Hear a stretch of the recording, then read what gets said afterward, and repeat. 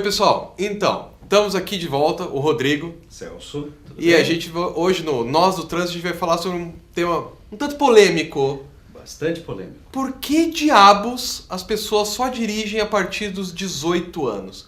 Por que não aos 16? Por que não aos 20? Boa pergunta. Não Boa é? pergunta. Bom, na prática a gente sabe que estão dirigindo aí desde Não, lógico. antes, né? Desde os 13, desde Mas, os 12. pela lei, teria que dirigir só a partir dos 18, quando passasse pelo processo de formação de condutores. No mundo inteiro, Rodrigo, tem critérios para isso, porque não basta ter a grana para comprar o carro, a moto, porque obviamente tem que ter uma habilidade para fazer isso. E tem que saber as regras, né? Pois é, então, habilidade, saber as regras. E tem uma responsabilidade enorme, né? O que acontece quando tem um acidente que uma pessoa foi ferida por outra, na qual faltou habilidade ou responsabilidade, estava com pressa demais, teve um problema mecânico, não importa a causa. Quando alguém se machuca no trânsito, há uma responsabilidade de quem causou aquilo, né? E que está nas costas daquela pessoa. Né? Então, embora tem todo esse peso que vai em cima de quem contraiu essa responsabilidade, há um outro peso que é de nós todos, de toda a sociedade. E aí, desde os primeiros automóveis, é uma tecnologia, é um conjunto de tecnologias, né, que é relativamente recente. Muito recente. Isso aí na história da cultura, da evolução da humanidade, isso... A menos, claro, que você queira pensar desde o carro de boi, né? Que também, de certa forma... E mesmo assim, né, durante... Como é que vamos dizer? Talvez durante 99% do tempo em que o homem se considerou... Homem moderno, né, vivendo em sociedade e tal, caminhou com as próprias pernas ou ajudado pela força dos animais, né, seja para montaria ou para tração. Quando a tecnologia evoluiu a ponto de se construir o primeiro, extrair movimento do vapor, né, da água aquecida, para movimentar o que quer que fosse, primeiro a tampa da panela, sei lá como é que começou, quando se deram por conta que tinha uma força enorme ali a ser aproveitada. Quando se construiu os primeiros motores e isso resultou nos primeiros veículos, não se imaginava, eu acho, né, eles não faziam ideia do que poderia se tornar, tanto para os benefícios, que são inúmeros, inegável isso, quanto para os problemas. Curitiba não existiria, São Paulo não existiria, Rio de Janeiro não existiria sem carro. Verdade. É inviável você ter uma cidade, você teria múltiplas pequenas cidadezinhas, que é o que acontece na Europa, né? Isso aí. Na Europa eles conviveram muito mais tempo sem carro, então você vai pegar, sei lá, na Itália, você tem uma cidadezinha, outra cidadezinha, outra cidadezinha. Era o que ia acontecer em São Paulo, Minas Gerais, né, em Belo Horizonte, Porto Alegre, Curitiba, né? Mas isso não tem nada a ver com a gente. Mas as grandes cidades são resultantes, né, da forma com que a gente se desloca. Por isso que as cidades mais antigas tendem a ter esse perfil, né? Pequenas comunidades espaçadas, e as mais modernas tendem a ser essa grande aglomeração.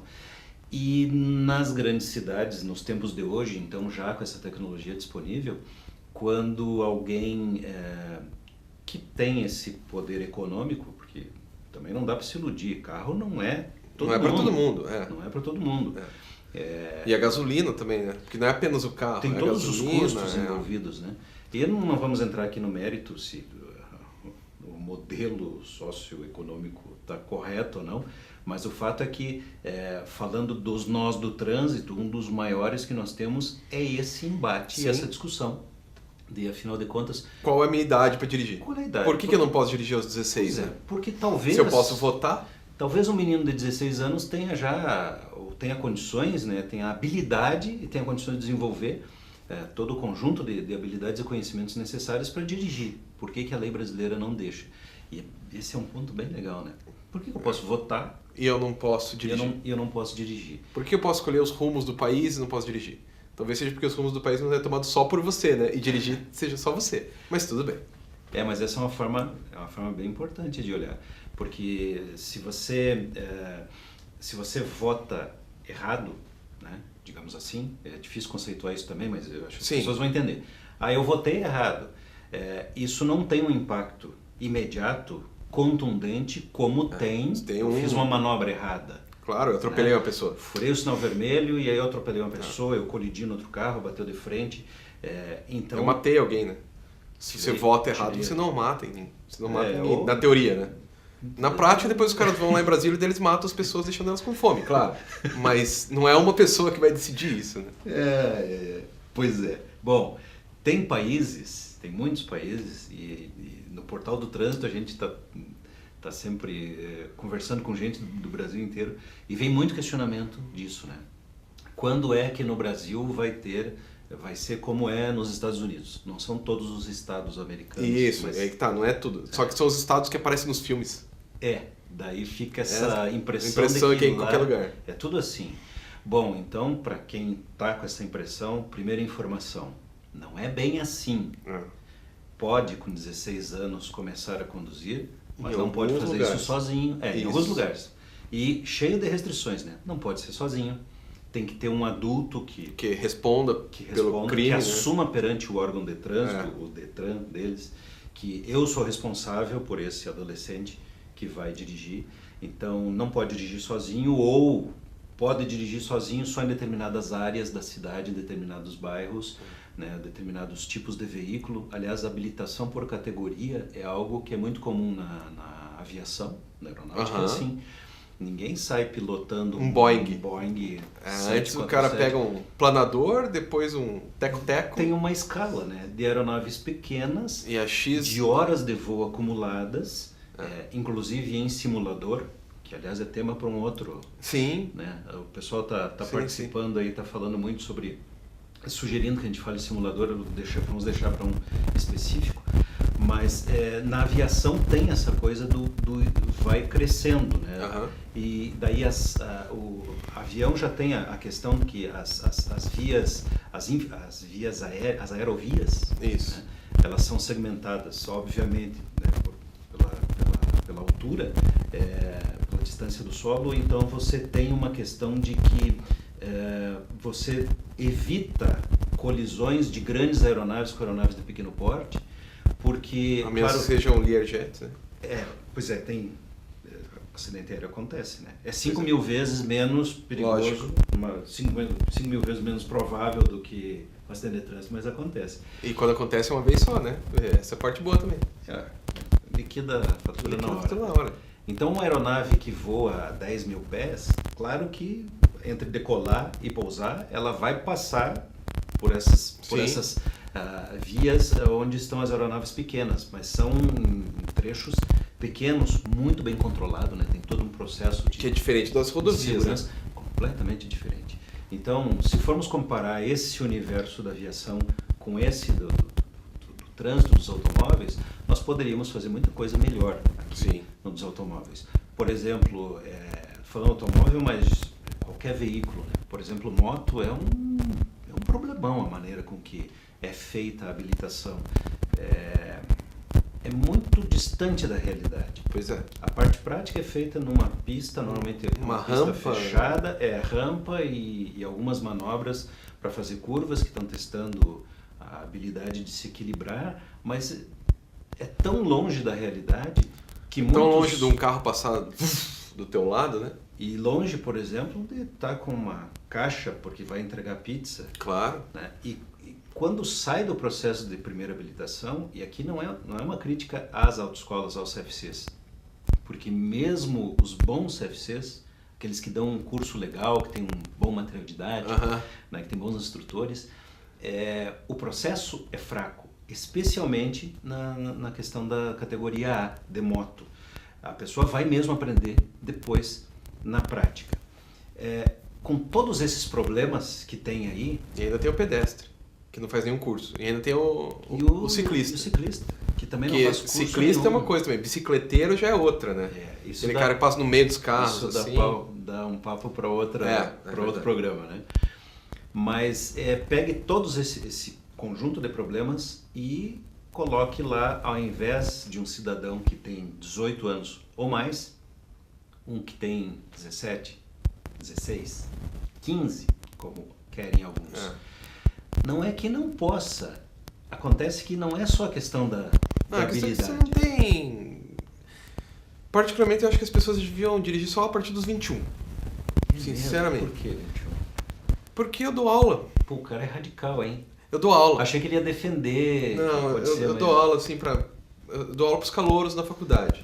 E eles têm 17, 18 anos. E a evolução do menino, da menina, né?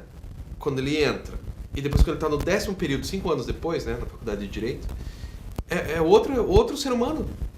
A pessoa bem melhor. Muito diferente. Bem melhor, diga-se passagem. Na maioria das vezes, né? Na maioria, 90% das vezes a pessoa fica melhor. Mas assim, você vê que com 17 anos ele não consegue. E não é por mal. Né? Tanto que tem até a neuropsicologia fala que os seus neurônios só estão completos aos 24. Antes disso você ainda tem informação. Aí você vai dar um carro na mão de alguém que ainda tem informação. Eu vejo meus alunos, eles não devia ter carro. Mas aos 21, 22 eles já são adultos, né? Já tem outra. Então eu tirei carteira com 21, por exemplo. Porque eu não tinha dinheiro para comprar carro. O motivo é outro, mas enfim, né? Eu, no dia que eu completei 18, eu já amanheci na fila, né, para tirar a habilitação. Houve uma mudança de cultura, né, ao longo das últimas décadas. Não tem mais essa fissura, né, não é mais tão comum você ver 18 anos, no outro dia tá na autoescola. Aliás, a idade média tá ficando maior, subindo, né? Tá ficando maior. Mas, então, eu quero te fazer uma pergunta também. A tua experiência em sala de aula e tal, você tem prioritariamente público jovem. Sim. Não acontece também de gente com 21, 25, 30, que ainda é adolescente, que ainda 40, se comporta? 45, uma aluna que já tem 60 e se comportando que nem tem. Claro que tem. Sério? Tem. Mas fazer o quê, né? Mas daí é uma pessoa, outra pessoa, né? O normal mesmo é a pessoa ir evoluindo. Você pega um moleque, ele é um moleque mesmo, sem o demérito da palavra moleque, não é mal, mas é uma pessoa que tem algumas expectativas da vida, né? Então a expectativa dele é ir pra aula. Ele não quer aprender, ele quer ir pra aula. Porque afinal ele fez o ensino médio inteiro desse jeito. Aí lá pelo terceiro semestre, né? Começa... Não, peraí, eu tô aqui... Estou? Aí ele entende que ele tem ele tá construindo uma carreira. Daí ele entende que ele tá tentando achar uma profissão.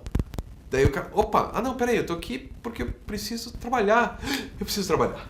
E daí... E as coisas vão mudando, né, aos poucos, né? Na mente dos caras. Mesmo aqueles que já trabalham desde muito cedo, eles ainda não têm essa maturidade. O que é, ainda bem, né? Natural. Sim, que natural, bom, né? Natural. Não é um demérito. O cara, como eu sempre falo para meus alunos, assim, molecada de 17, 18 anos, é claro que se eu falo, pessoal, eu não posso ir para aula porque eu tenho um congresso. Eles vibram. Né? O cara tá pagando para ter aula. Eu tô ali dando aula, teoricamente eles dizem que minha aula é muito boa. Mas ainda assim, se eu falo eu não vou...